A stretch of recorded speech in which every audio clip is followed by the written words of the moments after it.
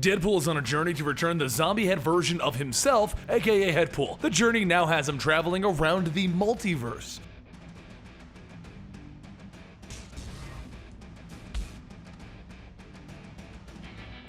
Welcome to the Complete Story Series, where I take trade paperbacks and single issues, and I break them down into digestible bites to help you understand. Then I read it dramatically back to you. All alterations of the painless text and images are to prevent copyright problems, and all art is owned by its respective companies. If you missed my video explaining what's going on with YouTube, well, it would appear that there has been a new change that requires me to go back to the old school method of begging you for likes, comments, and subscriptions. It shows that you like this channel and you want it to stick around. So please, do all of that. I would really appreciate it. Now at the end of our last video, Deadpool, ZOMBIEPOOL, Betty, and Bill traveled to Florida to locate the dimensional portal back to ZOMBIEPOOL's universe. After fighting off a bunch of Hydra agents, Bill managed to locate the portal. So after Headpool made one last pass at Betty and got rejected, him and Deadpool jumped through that portal. And after jumping through it, Deadpool and Headpool found that their journey wasn't as simple as just going back through the portal. When the two popped out, they find themselves in Canada, with Major Wilson of the Canadian branch of S.H.I.E.L.D. running things. So after a quick battle with his rather gorgeous self, the two jumped back in the portal and ended up in another world, also not overrun with zombies. This time though, instead of finding Deadpool, they find Lady Deadpool, who was in the middle of fighting Captain America. Deadpool decided that he didn't want to pass up on the chance to get some, and fantasizes that he had helped Lady Deadpool and the two of them are kissing. But both quickly realized that this was a terrible idea, and he jumped back in the portal. Next, they found themselves in the Wild West with Deadpool the Kid, Kidpool. Except Deadpool stopped caring about all of this and killed him, and then went right back into the portal. To everyone's surprise, they wound up in the original universe with Betty and Bill. Betty tells him that she thought he was getting rid of that zombie head. They were gone for like 10 seconds. And Deadpool asks, "How is that even possible? Do you even know what we just went through?" And a voice tells them, "Perhaps I can answer that. After all, I am Sorcerer Supreme, Dr. Voodoo." Voodoo explains that because the two of them have been jumping from universe to universe, they have been creating a disturbance in the portal's cosmic awareness. So he will realign the gateway so that they now may complete their mission. But be warned, the portal will only stay open for so long. Deadpool tells Voodoo that if he's going to be Sorcerer Supreme, he should grow out a mustache. Doctor Strange had a great mustache.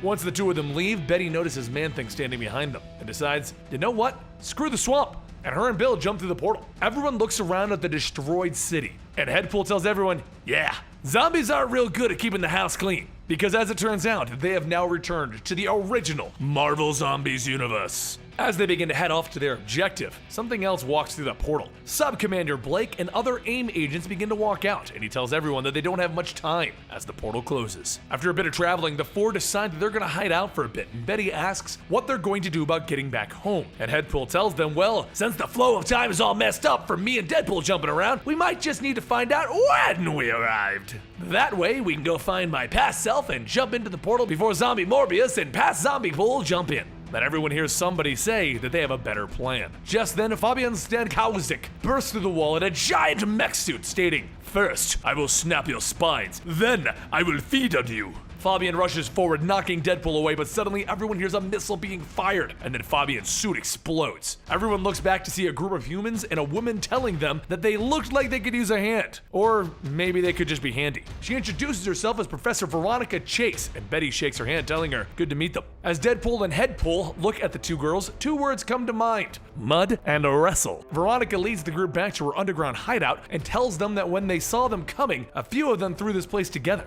There's food, weapons, beer, and even a PlayStation 3. Deadpool announces that as the team of Team Deadpool, they will rest here for a day, or two, or a week, or maybe a month, or until they can arrange to accidentally see Professor Veronica naked. After a few days and a lot of Hot Pockets, Deadpool decides that he's gonna go see how Betty and Veronica are getting along in Veronica's lab. Deadpool offers to help if they need it, or maybe he could nuke some Hot Pockets for them, but Veronica mentions that there is actually something he could help them with. They are currently very close to coming up with a serum to stop the virus, and with his unique set of skills, they could use him to capture a zombie. If he does, they might be able to work out some kind of a reward? Without much of a thought, Deadpool quickly agrees, but for this plan to work, he's going to need a sewing machine. A little while later, out in the waste, Deadpool walks up to a group of zombies with Headpool sewed to the top of his head. The zombies ask what's wrong with his body, and Headpool tells them that he had to put himself back together after a big Galactus battle. But never mind that, has anyone seen some, humans? I'm starving here. Everyone tells him that if there were some, they would have already been eaten, so no, there's none around. Before leaving though, he whispers to the zombie Cypher that if he's really hungry, just follow him for a few minutes. But anyway, catch everyone later.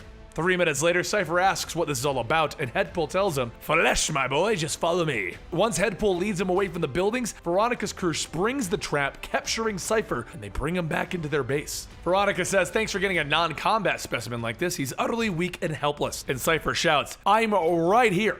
But outside with the other zombies, they hear a voice asking them what's up. The past Deadpool, the one that was already here before they traveled to the portal coming to this period of time, tells them, "You know, I shouldn't have to tell you this, but if you can't trust a random bunch of zombies, who can you trust?" He wanted to tell them that their human flesh-eating needs are about to be solved thanks to yours truly. 2 words, dimensional gateway. And that's all he could say about that. Anyways, he's got a man to see about a horse. Seriously, we're gonna go eat a horse. Back in the hideout, Deadpool freshens up with some Axe body spray, and he gets swag for his date. Once he's ready, he heads over to Veronica's room, telling himself to remember, just think about baseball. Think about George Will thinking about baseball. Much later, Deadpool stops to smell the flowers, and Bill tells him that they need to talk. Now that they've returned the head to this dimension and helped these people, it's time for them to go home. First, Deadpool tells him no way, there's flapjacks here every morning, and all the fresca he can drink, along with the hottest piece of tail on the planet.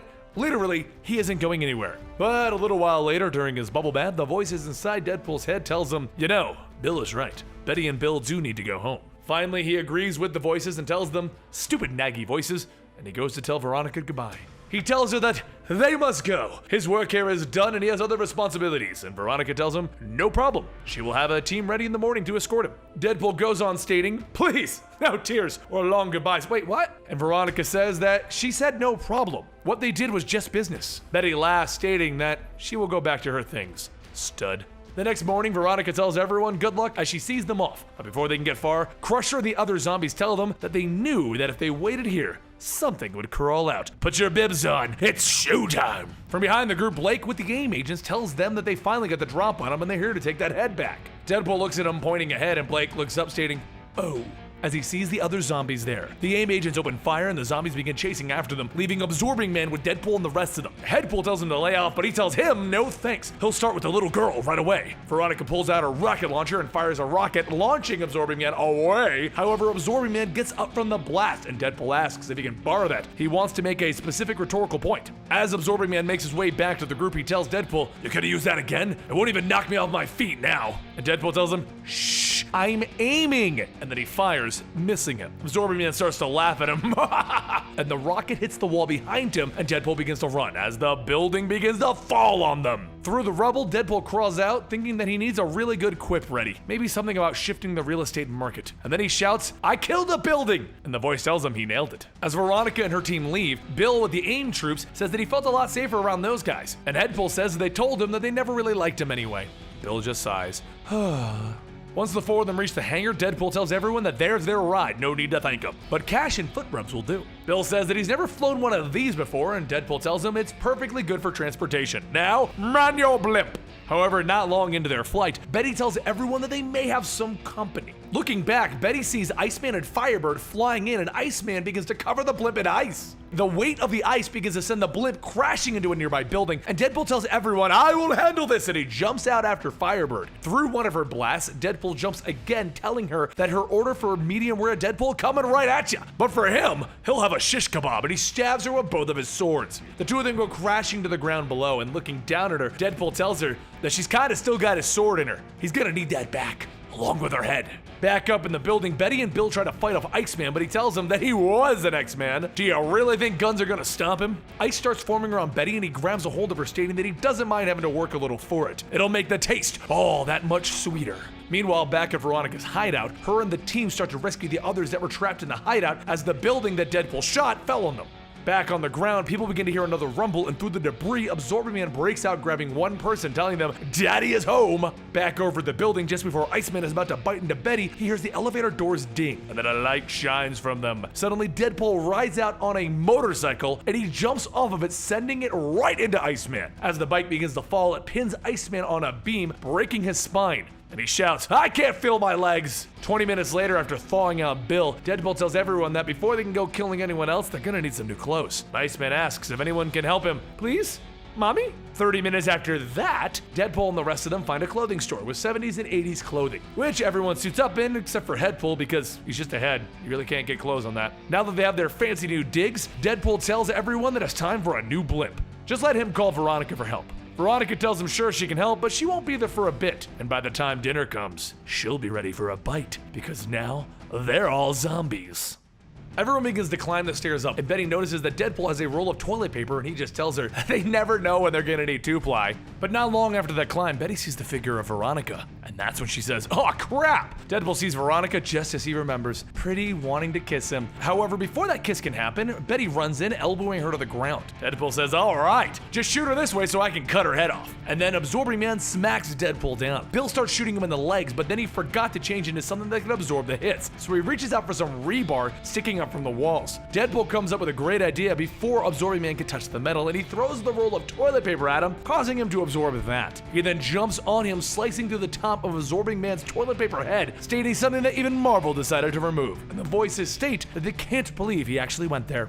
Next, Deadpool backs Veronica to the edge of the building, and she tells him to wait, let her free, and they can have the serum that she perfected. Only problem is that it must be taken before a person reaches a certain stage, which she herself has already passed. She tells them okay, no shooting, decapitation, tossing off the building. Promise? And Deadpool says he promises. But looking back at Betty, he says, well, she doesn't promise. Deadpool holds onto the serum as Veronica falls off the building, and Betty tells everyone that was a surprisingly satisfying experience. Once that is taken care of, everyone heads to the roof and tells everyone to look, the helicopter is invisible. Actually, that's a joke, we have no helicopter. Above them, they begin to hear the thwip of a helicopter, and they see Blake and Ashcroft already flying in. Blake tells them that they need each other. They need a ride, and he needs the head. So how about a bargain? Due to the helicopter having a limited fuel tank, the group has decided to make stops along the way, and during one of those stops, Betty and Bill raid the vending machines for everyone so that they can eat. When they return, Betty says that before he can ask, no, there was no fresca, Deadpool. And while everyone eats, Blake notices Deadpool's been left alone. Blake calls for Bill to come over and knocks him out, and then he tells Deadpool that there's a horde of zombies coming, they have to go get them. Deadpool tells him to get the chopper ready, but as he and Betty run in to stop these zombies, they realize that there aren't any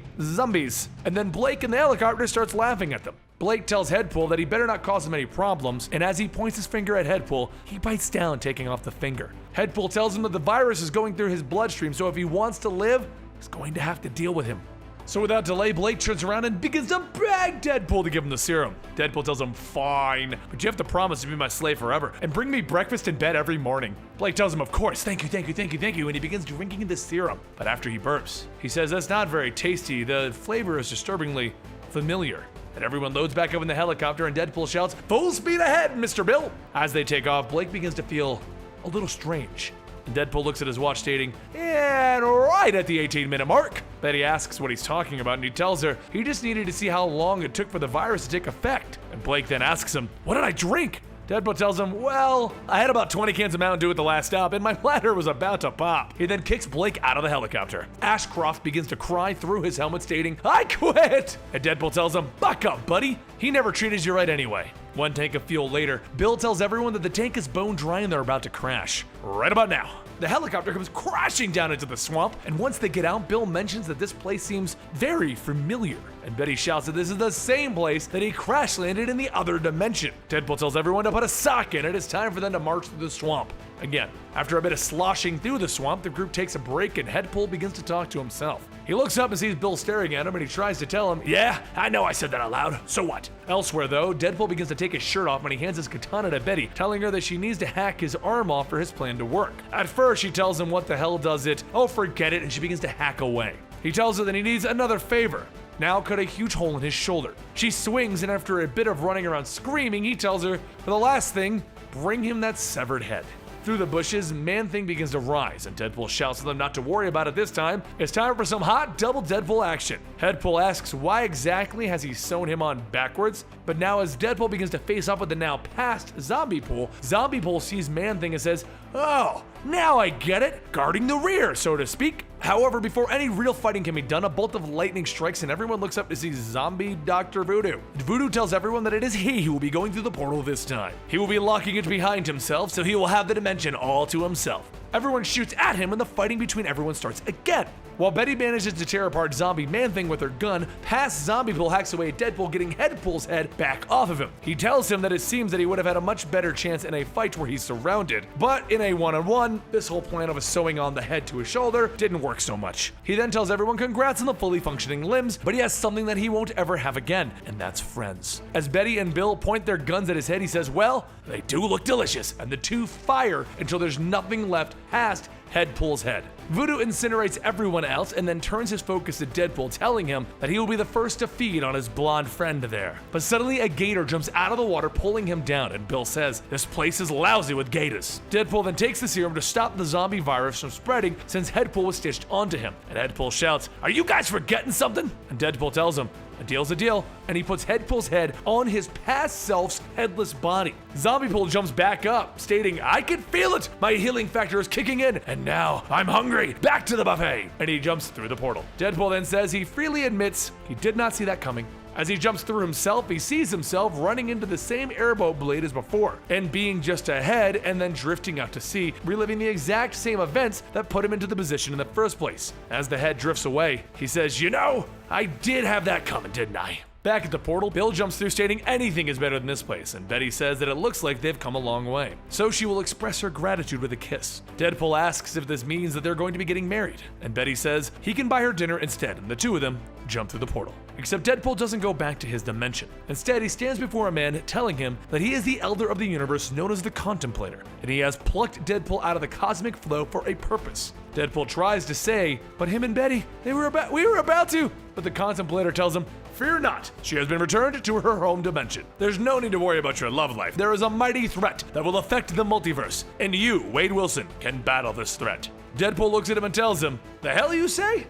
Now, a lot of you may be wondering what the heck's going on. ZOMBIEPOOL's head continues onward, doing the loop over and over. So that's the end of ZOMBIEPOOL and Deadpool's involvement in the Marvel Zombies universe. But this actually continues on into the Deadpool core storyline, where Deadpool teams up with a bunch of multiversal versions of himself, which eventually leads to the end of the entire Deadpool kills Deadpool stuff. This whole thing comes together in one big package. But let me know in the comments down below what you'd prefer to see. Deadpool teaming up with the Deadpool core, or going back to the Marvel Zombies return to finish up that storyline. We are going to do both eventually. I just want to know what you want first. And on that note, follow me on Twitter at Comicstorian and Instagram at Comicstorian, and I'll see you next time right here.